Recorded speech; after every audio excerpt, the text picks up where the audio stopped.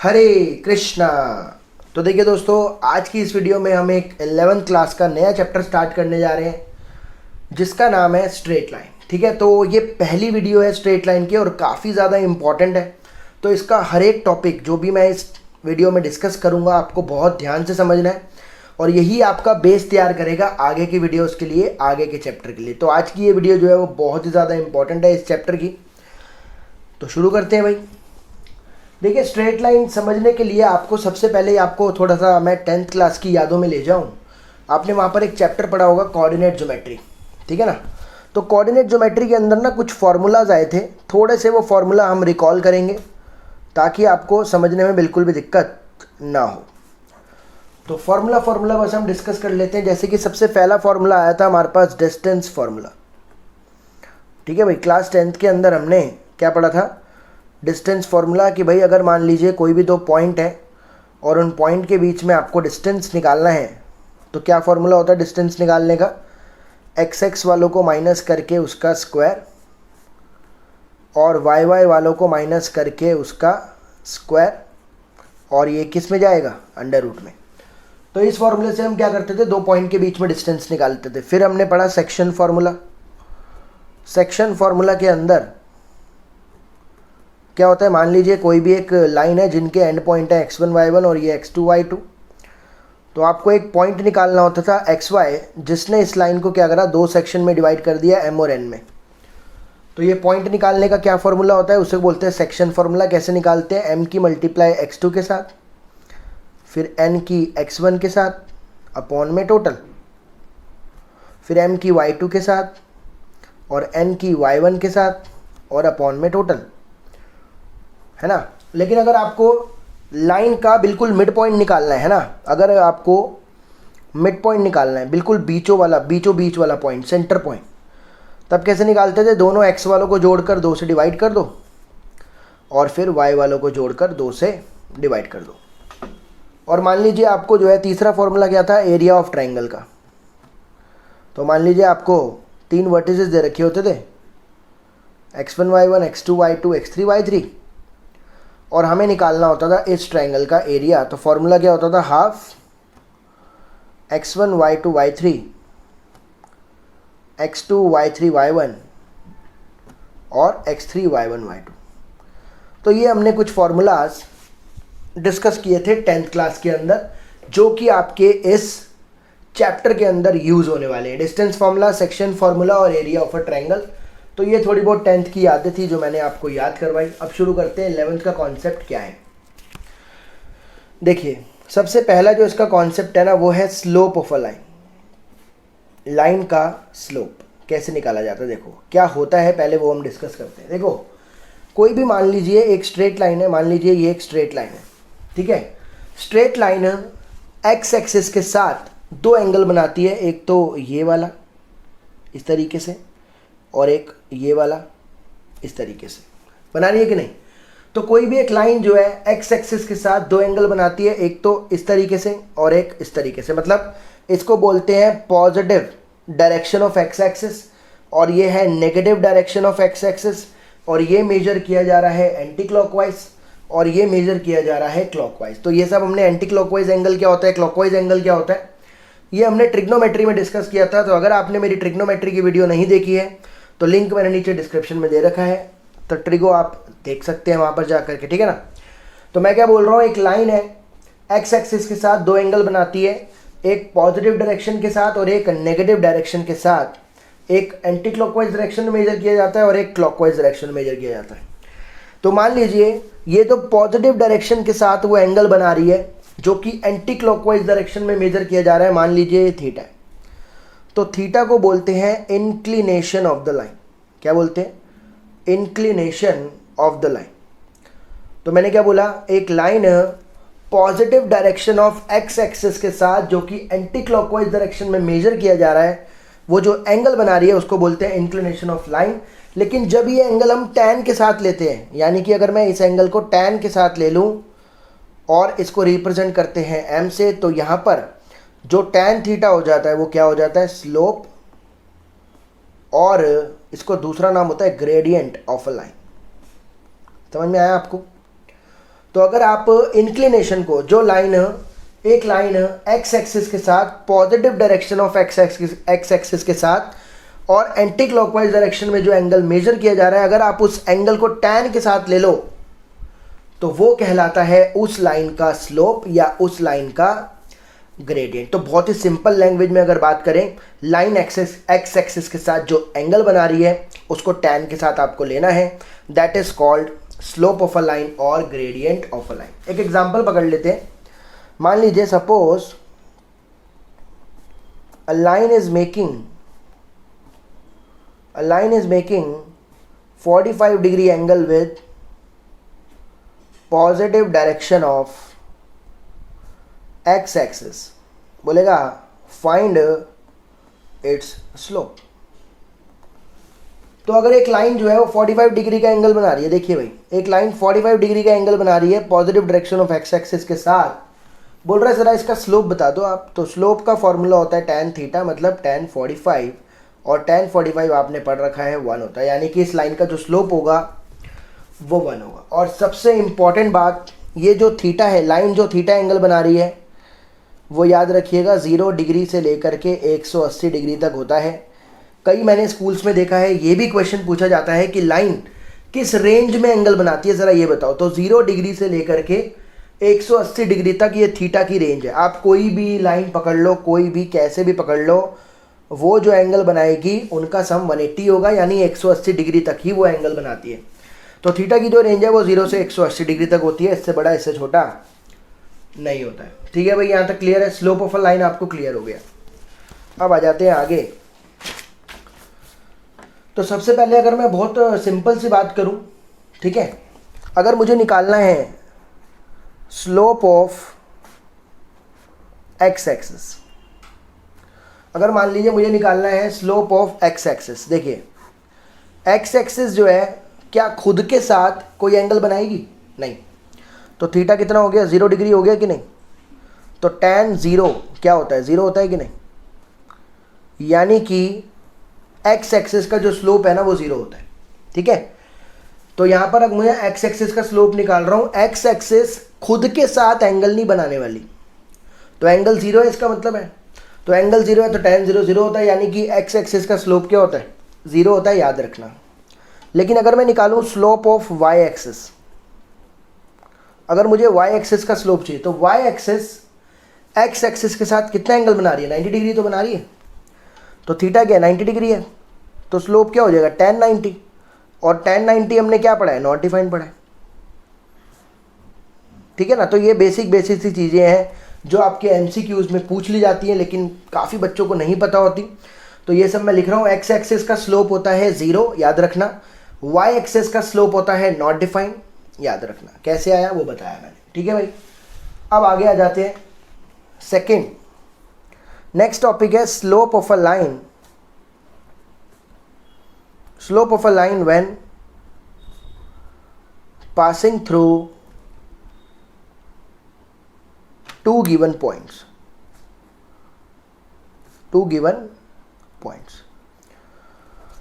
तो एक लाइन जो है ना वो 2 पॉइंट से पास कर रही है। मान लीजिए ये एक लाइन है और ये पास कर रही है, मान लीजिए x1 y1 यहाँ पर है और x2 y2 यहाँ पर है। तो एक लाइन जो है वो 2 पॉइंट से पास कर रही है, बोलेगा जरा इसका स्लोप बताओ। तो जब कभी भी लाइन 2 पॉइंट से पास करती है, एंगल नहीं दिया हुआ, याद रखना। जब भी लाइन 2 पॉइंट से पास करती है तो उसका जो स्लोप निकालने का फॉर्मूला होता है वो होता है y2 माइनस y1 अपॉन में x2 माइनस x1। समझ में आया आपको? जब कभी भी एक लाइन पर 2 पॉइंट दे रखे होंगे, यानी कि एक लाइन 2 पॉइंट से पास कर रही होगी और आपको बोलेगा कि उसका स्लोप बताओ, तो फॉर्मूला क्या होता है? y2 माइनस y1 अपॉन में x2 माइनस x1। अब डिस्कस करते हैं फॉर्मूला आया कैसे। ठीक है भाई, ये फॉर्मूला बना कैसे, अब जरा उस पर डिस्कस करते हैं। देखो भाई, केस नंबर 1 पहले डिस्कस करेंगे। व्हेन थीटा इज एक्यूट, जब लाइन क्या कर रही है? एक्यूट एंगल बना रही है, उस केस में डिस्कस करेंगे। ये जो थीटा है ये एक्यूट है ना, 90 से छोटा है ना, तो इस पे पहले डिस्कस करेंगे।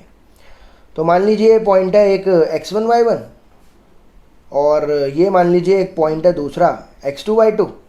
मैंने मान लिया ये ए पॉइंट है और ये बी पॉइंट है, तो इस तरीके से मैंने इसको, ये परपेंडिकुलर हो गया और ये मान लेते हैं सी पॉइंट है। ठीक है भाई, अगर ये थीटा है तो ये भी थीटा होगा क्योंकि लाइन पैरेलल है, कॉरेस्पॉन्डिंग एंगल से ये भी थीटा हो जाएगा। ठीक है भाई, अगर मुझे यहाँ पर टैन निकालना है, टैन थीटा, तो आपको पता होगा कि थीटा के सामने वाला क्या होता है, पी होता है, थीटा के साथ वाला क्या होता है, बी होता है, और ये एच होता है। और टैन क्या होता है, पंडित बद्री प्रसाद हर हर भोले के अकॉर्डिंग टैन होता है पी बाई बी, सोना चांदी तोले। टैन क्या होता है, पी बाई बी, यानी कि बी सी अपॉन में ए सी क्या बनेगा, टैन थीटा बनेगा कि नहीं, tan theta B C upon में ए सी बनेगा कि नहीं, बता दो। बिल्कुल बनेगा। ठीक है भाई, अब बी सी है क्या वो मुझे पता करना है। देखो भाई, ये पूरा डिस्टेंस y2 है ना भाई, ये जो x2 y2 है वो यही तो होगा। देखो यहाँ से ये पूरा x2 होगा और ये y2 होगा, ऐसे ही तो होगा। और अगर ये x1 y1 है तो ये वाला पार्ट x1 होगा और ये वाला पार्ट y1 होगा, नहीं होगा, ऐसे ही तो होगा भाई। ये क्या है, x2 और y2, तभी तो लिखा है x2 y2। और ये क्या है, x1 और y1, तभी तो लिखा है x1 y1, ये भी y1 है ना। तो अगर मुझे BC निकालना है तो मैं कह सकता हूँ वो होगा y2 माइनस y1, तो मैं क्या इसको लिख दूँ, y2 माइनस y1। और अगर मुझे AC निकालना है, तो मैं लिख दूँ x2 minus x1, x2 minus x1। तो यहाँ पर tan थीटा किसको माना जाता है, tan थीटा क्या होता है भाई, tan थीटा m के बराबर है। तो कह सकता हूँ स्लोप आ गया y2 माइनस y1 अपॉन में x2 माइनस x1। तो ये हो गया इसका प्रूफ। आप चाहो तो सीधा रिजल्ट याद रख सकते हो, लेकिन प्रूफ करके मैंने दिखाया कि ये फॉर्मूला बना कैसे। देखो भाई, चाहे यूज़ हो या यूज़ ना हो, कई बच्चे सोचते हैं अबे प्रूफ का यूज़ तो है नहीं, मैं क्यों करूँ, मैं सीधा फॉर्मूला रट लेता हूँ, क्या दिक्कत जा रही है। देखो अच्छी बात है, आपको फॉर्मूलाज आने चाहिए, लेकिन आपका उसको ओरिजिन वो कैसे हुआ, अगर आपको मैथ को ढंग से समझना है तो आपको ये ज़रूर पता होना चाहिए कि ये आया कैसे।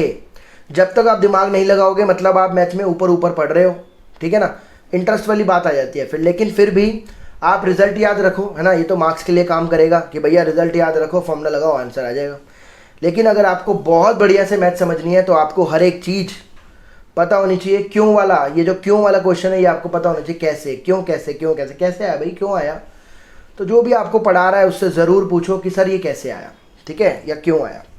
तो यहाँ पर हम वही जानने की कोशिश कर रहे हैं कि आया कैसे, कैसे बना ये, ठीक है। केस नंबर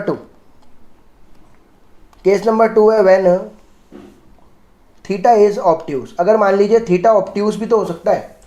ऑब्ट्यूज का मतलब क्या है कि लाइन ऐसे भी तो हो सकती है। तो ये देखिए, अब ये वाला जो एंगल है वो तो ऑब्वियसली ऑब्ट्यूज होगा, मान लीजिए थीटा है इंक्लिनेशन, ठीक है कि नहीं। अब मैंने क्या करा, यहाँ पर एक पॉइंट मान लिया, इसको x1 x2 y2 मान लेते हैं, और यहाँ पर एक पॉइंट मान लेते हैं x1 y1, कोई दिक्कत नहीं है। तो ये भी a मान लेते हैं, ये भी b मान लेते हैं, और यहाँ पर फिर से वही ये बना दो, ये बना दो, और ये बना दो, और इसको क्या मान लो, c मान लो, ठीक है भाई। अब मेरी एक बात समझो बहुत ध्यान से, यहाँ पर मुझे फॉर्मूला निकालना है, ठीक है भाई। अगर ये थीटा है तो कह सकता हूँ ये वाला जो एंगल है, वो 180 माइनस थीटा होगा, इसमें तो कोई शक नहीं है आपको भाई। अगर ये थीटा है तो ये वाला एंगल क्या होगा, 180 माइनस थीटा होगा, और ये वाला एंगल भी क्या होगा, 180 माइनस थीटा होगा, क्योंकि फिर से वही कॉरेस्पॉन्डिंग एंगल, लाइन पैरेलल है कि नहीं।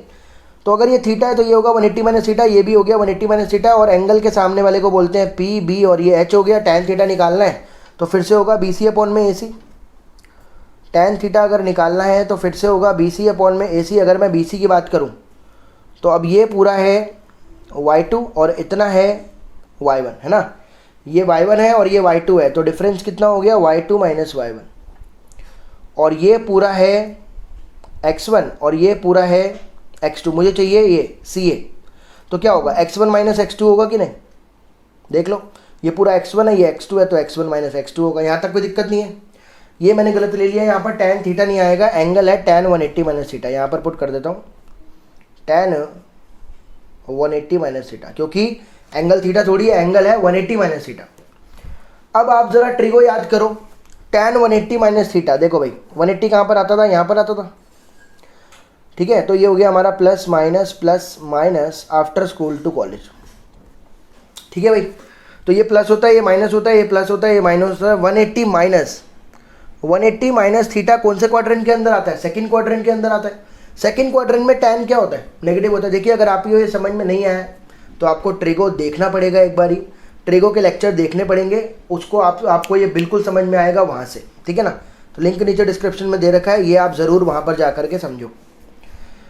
तो tan 180 माइनस थीटा क्या होता है? सेकंड क्वाड्रेंट में आता है। सेकंड क्वाड्रेंट में ये तो नेगेटिव होता है, तो इसको क्या लिखूंगा? tan 180 माइनस थीटा क्या होता है? Negative tan theta. अब देखो भाई, यहाँ से अगर मैं नीचे से माइनस कॉमन ले लूँ तो y2 माइनस y1 अपॉन में अगर नेगेटिव कॉमन ले लूँ तो ये बन जाएगा x2 माइनस x1, और ये भी नेगेटिव tan थीटा है।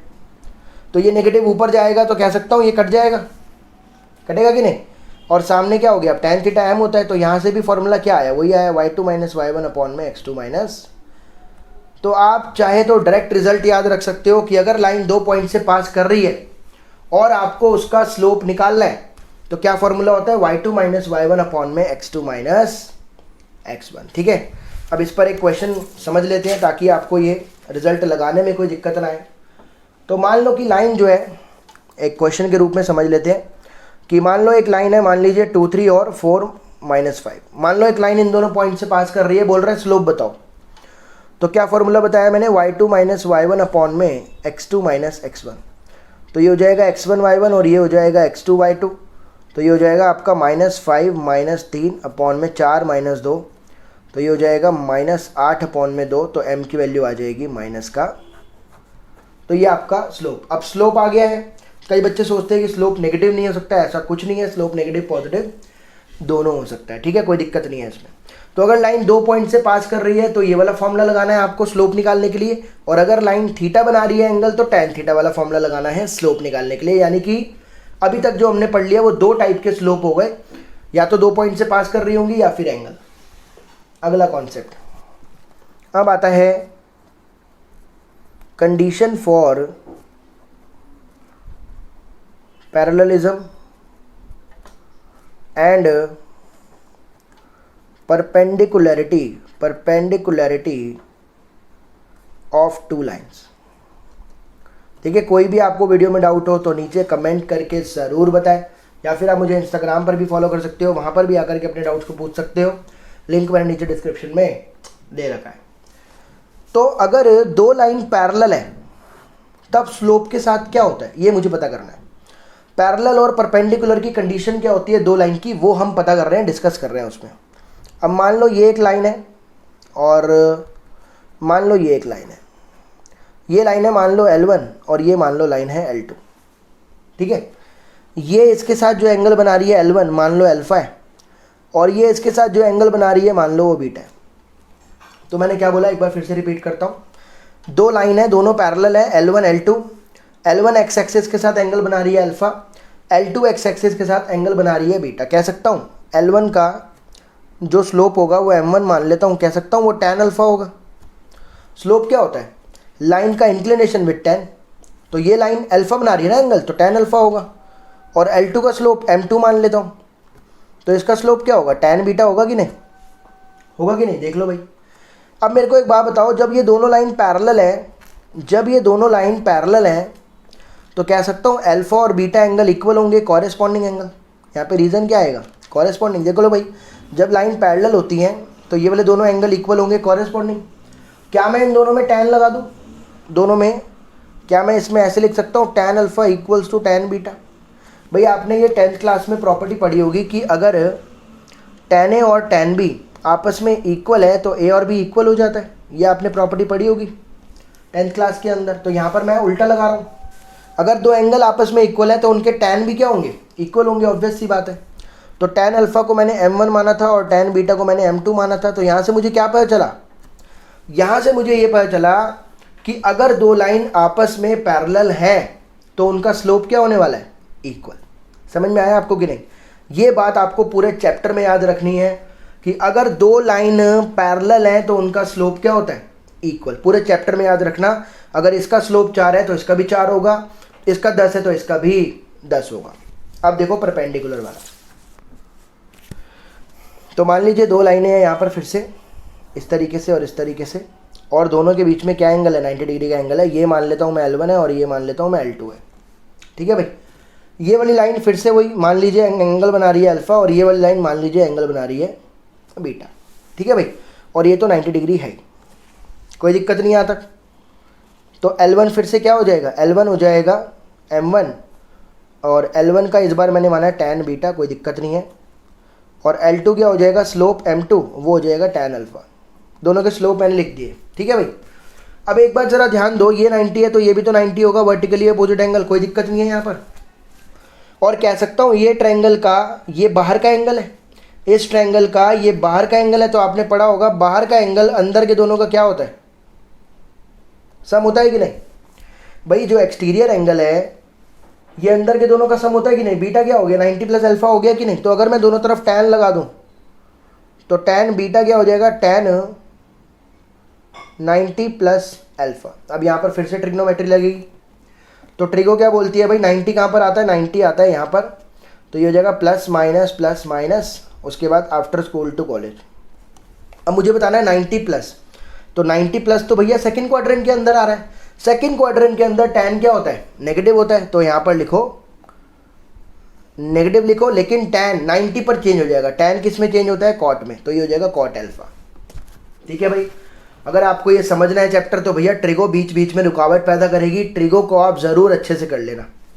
तो tan बीटा क्या हो गया, माइनस कॉट अल्फ़ा। क्या मैं कॉट को 1/tan लिख दूँ, और tan को जब मैं इससे मल्टीप्लाई करूँगा तो tan alpha into tan beta equal to हो गया -1। अब मुझे बताओ tan अल्फ़ा किसको माना था, M2, और ये M1 कितना हो गया, -1। यानी कि कह सकता हूँ उनके स्लोप का प्रोडक्ट -1 होगा। तो अब इस कॉन्सेप्ट से हमने सीखा क्या, ज़रा उस पर ध्यान दो। अगर दो लाइन पैरेलल है तो उनके स्लोप बराबर होंगे। आप, मैंने क्या बोला, देखो भाई मैं पूरा डिटेल में करवा रहा हूँ आपको कि कैसे कैसे चीज़ें आई हैं।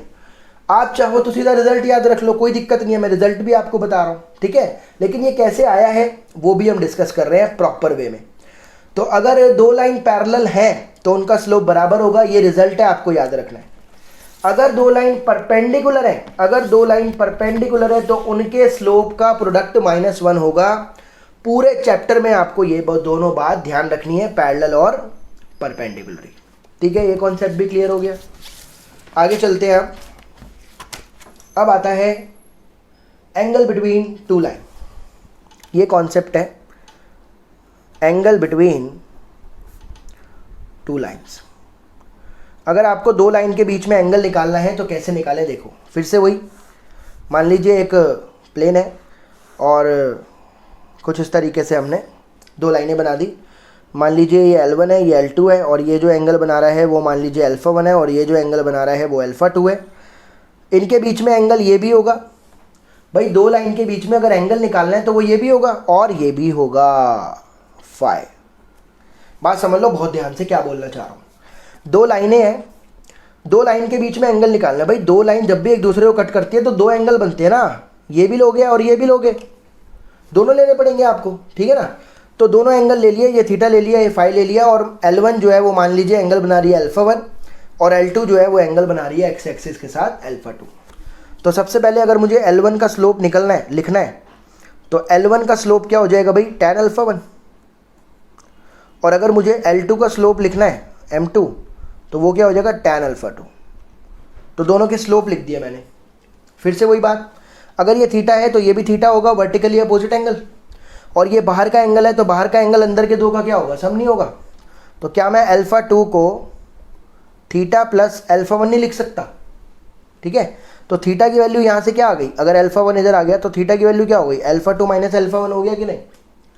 ये हम इनके बीच में एंगल निकालने की कोशिश कर रहे हैं डेरिवेशन के साथ, ठीक है। तो थीटा क्या हो गया, α2 माइनस α1 हो गया। अगर मैं दोनों तरफ tan लगा दूं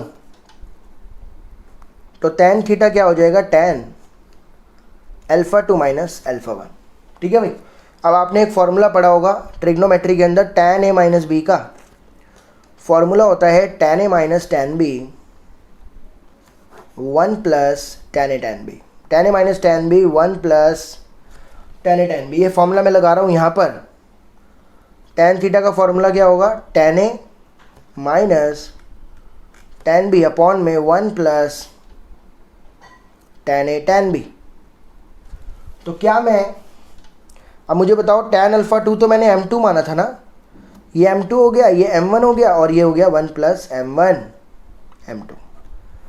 यानी कि अगर आपको दो लाइन का स्लोप गिवन है m1 m2, दो लाइन का स्लोप गिवन है और आपको बोल रहे हैं उनके बीच में एंगल निकालो, तो उसका फॉर्मूला क्या बन गया, m2 माइनस m1 अपॉन में 1 प्लस m1 m2। इस फॉर्मूले के थ्रू आप उन दोनों लाइन के बीच में एंगल निकाल सकते हो। अब आप कहोगे सर थीटा आ गया तो सर फाई क्या होगा, है ना। अगर उसने फाई निकालने को बोल दिया तो हम क्या करेंगे, तो उसका भी जुगाड़ बताता हूं आपको। कह सकता हूं थीटा प्लस फाई 180 है, थीटा प्लस फाई 180 है, लीनियर पेयर। अगर आपको फाई चाहिए तो आपको लिखना पड़ेगा 180 माइनस थीटा, दोनों तरफ tan लगा दो, tan फाई क्या हो जाएगा, tan 180 माइनस थीटा। अभी हमने पीछे पढ़ा था 180 माइनस कौन सा quadrant, second quadrant. Second quadrant में tan क्या होता है, नेगेटिव, तो लिखेंगे नेगेटिव tan थीटा।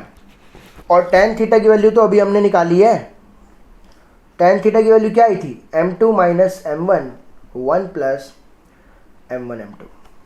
ठीक है भाई, तो यहाँ से आपका tan फाई भी निकल गया। अब बच्चे पूछेंगे सर ये हमें कैसे पता चलेगा कि थीटा निकालना है या फाई निकालना है, ये तो बड़ी दिक्कत वाली बात हो जाएगी, है ना। भाई क्वेश्चन पूछ सकते हो आप कि हमें कैसे, उनने बोला एंगल निकालो दोनों लाइन के बीच में, तो मुझे कैसे पता चलेगा कि थीटा निकालना है या फाई निकालना है। आप बोल रहे हो कि थीटा के लिए ये वाला फॉर्मूला लगाओ, फाई के लिए यही वाला फॉर्मूला है लेकिन आगे नेगेटिव लिखा हुआ है, तो हमें कैसे पता चलेगा। तो मैं आपको बोल रहा हूं कि आप दोनों में से एक फॉर्मूला लगाना, समझ रहे हो आप, दोनों में से कोई एक फॉर्मूला लगाएंगे। ये वाला फॉर्मूला हम याद रख लेते हैं, लेकिन आंसर आप देख रहे हो दोनों का प्लस भी आ रहा है और माइनस भी आ रहा है, तो इन दोनों फॉर्मूलों को ना मर्ज कर दिया गया है। कैसे, मॉड में ले लो। जब भी चीज प्लस माइनस आती है तो रिलेशन फंक्शन में मैंने बताया है मॉडुलस फंक्शन के बारे में, तो प्लस माइनस जब भी आए तो एक ही फॉर्मूला बना दो। फॉर्मूला क्या है, m2 माइनस m1 अपॉन में 1 प्लस m1 m2। अब इस अंदर वाले का जो आंसर है वो प्लस में आए या माइनस में आए, मॉड क्या कर देगा, प्लस में ला देगा कि नहीं, और प्लस में ला देगा तो आपका थीटा निकल जाएगा कि नहीं। भाई एक बार बताओ, हमने इन दोनों को फॉर्मूलों को मर्ज करके मॉड लगा दिया, इसका जो अंदर वाला आंसर है it can be positive it can be negative, लेकिन आपने क्या ले लिया, पॉजिटिव। पॉजिटिव से आपका थीटा निकल गया, tan थीटा मान लो, कुछ भी इसका आंसर आया, थीटा निकल गया। मान लो एक एग्जाम्पल से ले लेता हूँ, मान लो इसका आंसर 1/√3 आ गया, तो आप कहोगे थीटा 30 है। भाई √3 1/√3 का होता 30 पर। अगर आप थीटा निकाल चुके हो तो क्या आप फाई नहीं निकाल सकते। अगर ये थीटा 30 है तो फाई क्या 150 नहीं होगा, भैया बहुत आसान है ये तो फाई कितना आ जाएगा, 150 डिग्री। समझ में आया आपको। भाई आप क्या करो, थीटा निकाल लो, फिक्स। आप क्या करो, थीटा निकाल लो, तो थीटा अगर निकल गया इस फॉर्मूले से तो फाई तो निकाल ही लूंगा, क्या दिक्कत है। तो थीटा और फाई आ गया आपका, कोई दिक्कत नहीं फॉर्मूले में।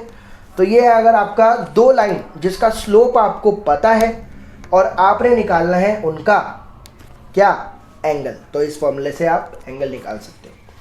और लास्ट आता है इसका concept, condition of collinearity, condition of collinearity of 3 points.